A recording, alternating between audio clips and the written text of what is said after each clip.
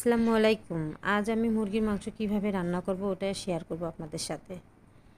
এই যে প্রথমে পেঁয়াজ পেঁয়াজ কুচি দিলাম,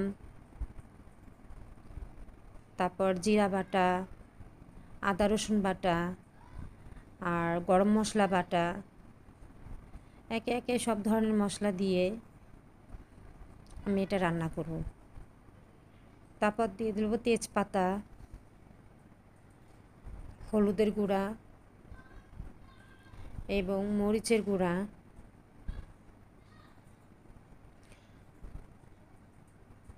আর স্বাদ মতো লবণ, যার যেমন খেতে ভালো লাগে আর কি। তারপর দিয়ে দিলাম সরিষার তেল, বেশি না অল্প একটু, কারণ কড়াইতে আবার দিতে হবে। দেওয়া শেষে হাতে এটা ম্যারিনেট করে নেব। আর হাতে ম্যারিনেট করে নিলে এই মাংসটা খেতে খুব স্বাদ হয়। অনেকেই হাতে মাখা পছন্দ করে, অনেকে কষিয়ে রান্না করে সরাসরি। এই যে হাতটা একটু ধুয়ে নিলাম, মাখা হয়ে গেছে। তারপর গরম কড়াইয়ের মধ্যে একটু তেল দিয়ে দিলাম, সরিষার তেল। তেলটা গরম হয়ে গেলে এই যে মাংস দিয়ে দিব, সুন্দর করে মাংসটা ঢেলে দিব। দেওয়ার পরে মাংসটা ভালো করে নাড়াচাড়া করে নেব।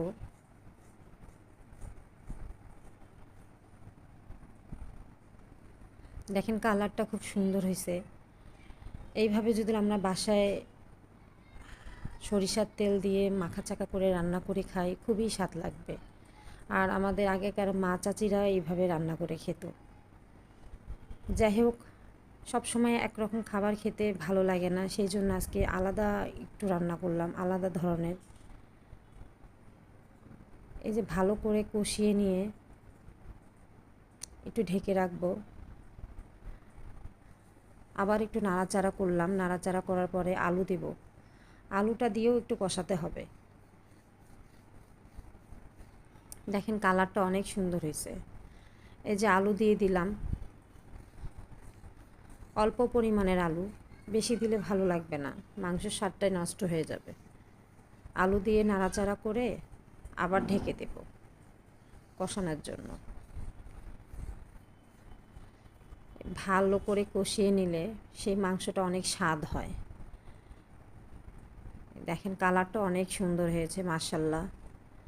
আপনারা বাসায় যদি এভাবে ট্রাই করেন অনেক ভালো লাগবে। আর বাচ্চাদের এটা মুরগির মাংস বাচ্চাদের খুবই পছন্দ। আমার বাচ্চারা বিশেষ করে মুরগির মাংসটাই বেশি পছন্দ করে, যেন আমার বাসায় বেশিরভাগ মুরগির মাংসই রান্না হয়।